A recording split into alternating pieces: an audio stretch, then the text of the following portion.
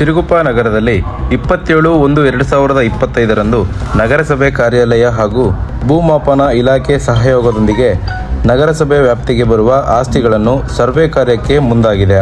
ನಕ್ಷಾ ಯೋಜನೆಯಡಿಯಲ್ಲಿ ನಗರದ ಸ್ಥಳೀಯ ಸಂಸ್ಥೆಗಳ ವ್ಯಾಪ್ತಿಗೆ ಬರುವ ಎಲ್ಲ ಆಸ್ತಿಗಳನ್ನು ಆಧುನಿಕ ತಂತ್ರಜ್ಞಾನ ಬಳಸಿ ಸರ್ವೆ ಕೈಗೊಳ್ಳಲಾಗುವುದು. ಪ್ರಾಯೋಗಿಕವಾಗಿ ಕರ್ನಾಟಕ ರಾಜ್ಯದ 10 ನಗರಗಳು ಮತ್ತು ಪಟ್ಟಣಗಳನ್ನು ಆಯ್ಕೆ ಮಾಡಲಾಗಿದ್ದು, ಇದರಲ್ಲಿ ಸಿರುಗುಪ್ಪ ನಗರಸಭೆಯು ಆಯ್ಕೆಗೊಂಡಿದೆ ಎಂದು ನಗರಸಭೆ ಪೌರಾಯುಕ್ತರು ಸುದ್ದಿಗೋಷ್ಠಿಯಲ್ಲಿ ತಿಳಿಸಲಾಗಿದೆ. ಸಿರುಗುಪ್ಪ ವ್ಯಾಪ್ತಿಯಲ್ಲಿ ನಕ್ಷಾ ಯೋಜನೆ ಅಂತ ಒಂದು ಕೇಂದ್ರ ಸರ್ಕಾರ ಮತ್ತು ರಾಜ್ಯ ಸರ್ಕಾರದ ಯೋಜನೆ ಇದೆ. ಅದರಲ್ಲಿ ಕರ್ನಾಟಕದಲ್ಲಿ ಈಗ ಪ್ರಾಯೋಗಿಕವಾಗಿ 3 ಸಿಟಿಗಳು ಮಾತ್ರ ಸೆಲೆಕ್ಷನ್ ಮಾಡಿದ್ದಾರೆ. ಅದರಲ್ಲಿ ಒಂದು ಸಿರುಗುಪ್ಪ, ಒಂದು ಭಾಗ್ಯನಗರ ಮತ್ತು ಒಂದು ಕೋಲಾರ. ಈಗ ನಾವು ಮತ್ತು ಭೂಮಾಪನ ಇಲಾಖೆ ADL ಅವರ ಸಹಯೋಗದೊಂದಿಗೆ ಇದನ್ನು ನಾವು ಕೆಲಸ ಮಾಡ್ತಾ ಇದ್ದೀವಿ. ಇದಕ್ಕೆ ಸಾರ್ವಜನಿಕರೆಲ್ಲ ಸಹಕಾರ ಮಾಡಬೇಕು. ಅವರೆಲ್ಲರೂ ನಿಮ್ಮ ಮನೆಗಳಿಗೆ ಸರ್ವೆಗೆ ಬರ್ತಾರೆ. ಸರ್ವೆ ಬಂದಾಗ ಯಾವುದೇ ಭಯ ಆತಂಕ ಇಲ್ಲಾರ್ದಂಗೆ ತಾವು ತಮ್ಮ ಆಸ್ತಿಗೆ ಸಂಬಂಧಪಟ್ಟ ದಾಖಲಾತಿಗಳು ಸರ್ವೆಯನ್ನು ಕೇಳಿದರೆ ಅಥವಾ ನಮ್ಮ ನಗರಸಭೆಯವರು ಸ್ಟಾಫ್ ಕೂಡ ಅವ್ರ ಜೊತೆಗೆ ಬರ್ತಾರೆ. ಬಂದಾಗ ತಾವು ಅವ್ರಿಗೆ ಸಹಕರಿಸಿ ತಾವು ಏನು ಕೇಳ್ತಾರೋ ಅದು ಮಾಹಿತಿನ ಕೊಟ್ಟರೆ ನಿಮ್ಗೆ ಇದರಿಂದ ಅನುಕೂಲ ಆಗ್ತದೆ. ಸರ್ವೆ ಎಲ್ಲ ಮಾಡಿದ ನಂತರ ಇದು ನಥಿಂಗ್ ಬೇಟೆ ಸೇಮ್ ಸಿಟಿ ಸರ್ವೆ ಇದ್ದಂಗೆ ಬಳ್ಳಾರಿ, ಗದಗ ಯಾವ ಥರ ಸಿಟಿ ಸರ್ವೆ ಇದೆಯೋ ಆ ಥರ ಸಿಟಿ ಸರ್ವೆ ಟೈಪ್ ಮಾಡ್ತಾರೆ. ನೀವು ಮಾಡಿದ ನಂತರ ನಿಮಗೆಲ್ಲ ಕೆಲಸ ಆದ ನಂತರ ನಿಮಗೆ ಒಂದು ನೋಟಿಸ್ ಕೂಡ ಜಾರಿ ಮಾಡ್ತಾರೆ.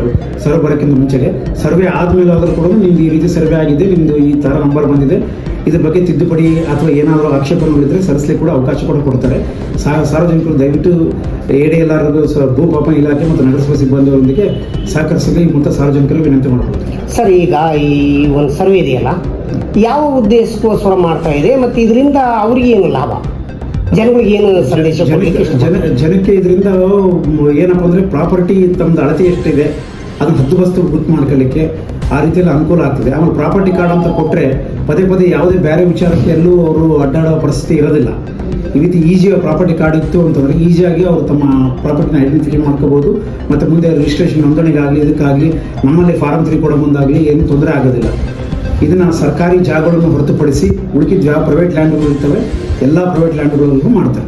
ಅದರಾಗ ದೇವಸ್ಥಾನ ಬಂತು, ಚರ್ಚ್ ಬಂತು, ಮಂದಿರ ಬಂತು, ಎಲ್ಲ ಬಂತು, ಮಸೀದಿ ಬಂತು, ಎಲ್ಲವನ್ನೂ ಸರ್ವೆ ಮಾಡ್ತಾರೆ. ಅಂದರೆ ಮುಂದಿನ ದಿನಗಳಲ್ಲಿ ಅವು ಮುಟೇಷನ್ ಮಾಡ್ಕೊಳ್ಳಲಿಕ್ಕೆ ಅನುಕೂಲ ಆಗುತ್ತೆ ಅಂತಾರೆ. ಫಾರಂ 3 ಆಯಿತು, ಇನ್ನೊಂದಕ್ಕಾಯ್ತು, ಎಲ್ಲದಕ್ಕೂ ಅನುಕೂಲ ಆಗ್ತದೆ. ಪ್ರಾಪರ್ಟಿ ಕಾರ್ಡ್ ನಿಮ್ದು ಪ್ರಾಪರ್ಟಿ ಉದ್ದ ಅಳತೆ ಎಷ್ಟು ಅಂತ ನಾಳೆ ಏನೋ ಆಕ್ಷೇಪಣೆ ಬಂತಂದರೆ ಸಿಟಿ ಸರ್ವೆಯಿಂದ ಅದರಿಂದ ನಮ್ಗೆ ADL ಒಂದು ರಿಪೋರ್ಟ್ ತಂದುಕೊಟ್ಬಿಟ್ರೆ ನಾವು ಮತ್ತೆ ನಮ್ಮವರು ಹೋಗಿ ಸ್ಥಳ ತನಿಖೆ ಮಾಡಿ ಅವ್ರ ಸಮಯ ಅಭಾವ ಉಳಿತಿದೆ ಸಾರ್ವಜನಿಕರು.